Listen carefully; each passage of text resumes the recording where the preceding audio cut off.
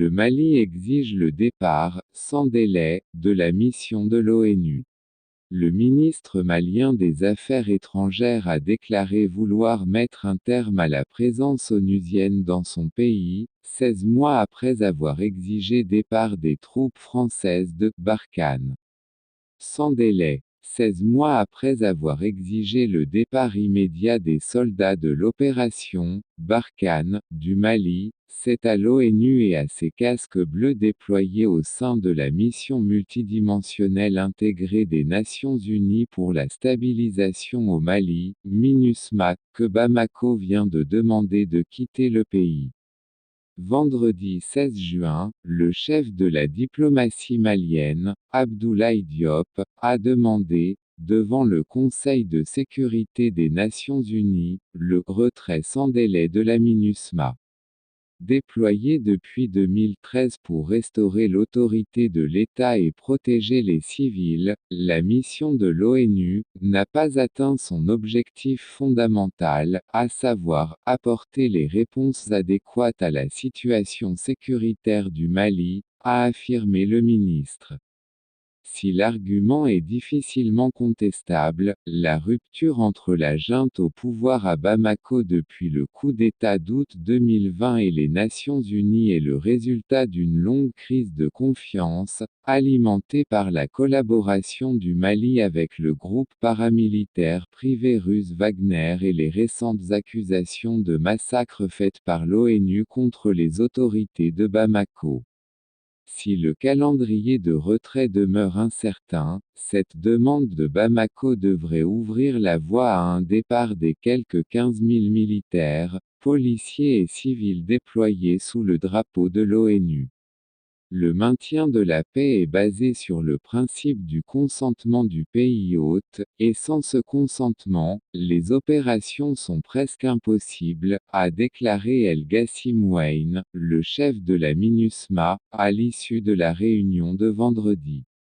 Une coquille quasiment vide. Les États membres du Conseil avaient jusqu'à fin juin pour renouveler ou non le mandat de la mission. La décision de Bamako met un point final au débat. Elle n'a cependant pas surpris la plupart des diplomates de l'ONU.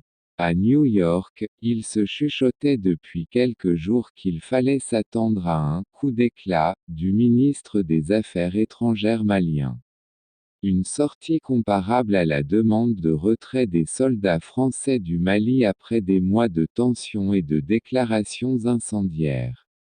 En août 2022, les derniers militaires de l'opération Barkhane ont quitté le pays.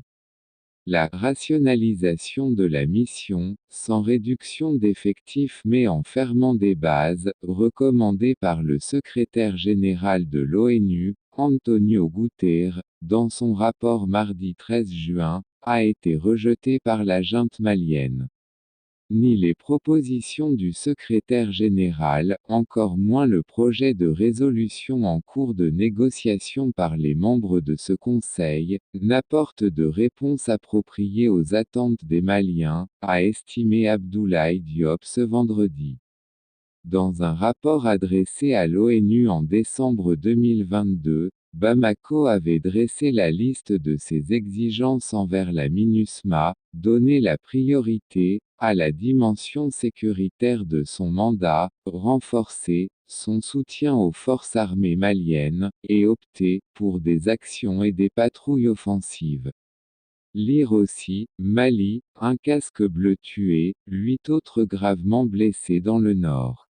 On pensait quand même que voilà, les autorités maliennes n'allaient pas franchir le pas de demander le retrait et surtout le retrait sans délai. La mission quand même rendait des services, amenait des ressources précieuses dans un pays qui est soumis à une crise qui dure depuis plus de 10 ans. On pensait aussi que les positions au sein des dirigeants maliens étaient un peu partagées. Il n'y avait certes pas de défenseurs affichés de la MINUSMA, ça c'est clair, mais on pouvait penser qu'au sein des autorités maliennes, certains pouvaient s'inquiéter d'un retrait et voulaient peut-être garder cette carte dans leur jeu. Après, cela fait des mois que les tensions ont monté.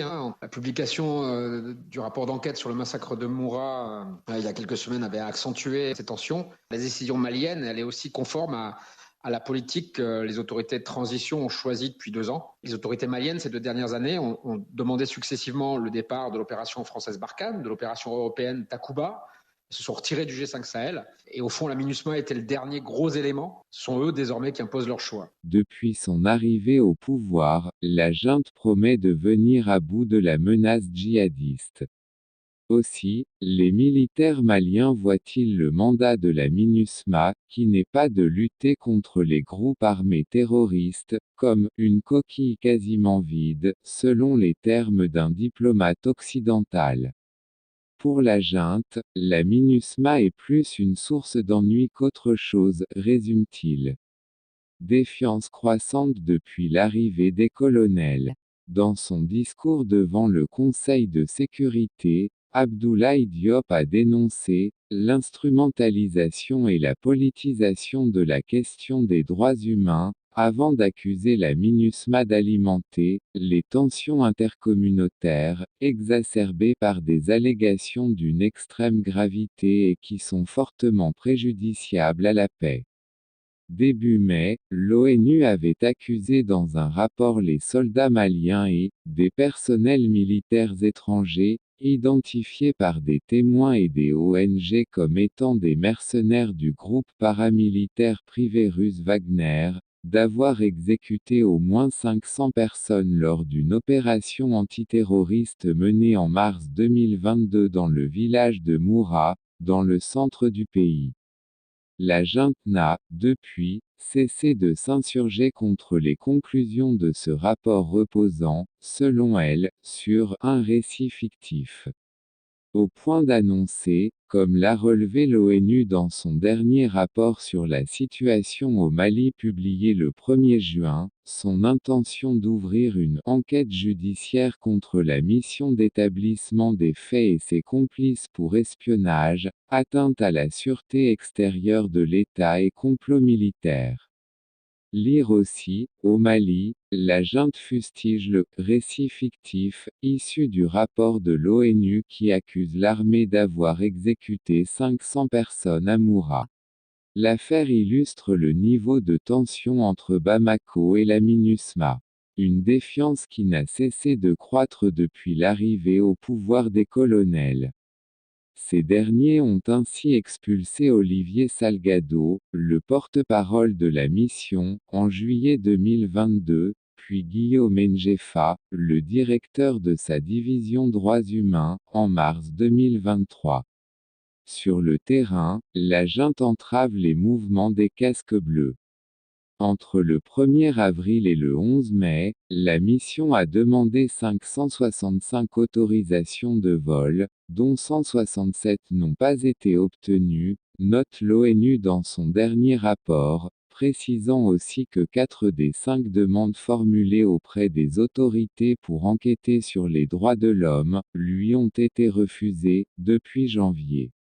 Ces entraves avaient poussé plusieurs pays à enclencher le retrait ou le non-renouvellement de leurs contingents, provoquant récemment une chute de 17% des effectifs de la mission. À New York comme à Bamako, nombre de diplomates s'inquiètent du lourd impact que pourrait avoir le retrait des casques bleus du pays. Car, bien qu'entravée dans l'exercice de son mandat, la MINUSMA, mission la plus meurtrière pour ses participants avec 187 soldats tués en 10 ans, permettait jusqu'ici d'assurer, dans le nord et le centre du pays, une présence dissuasive envers les groupes djihadistes.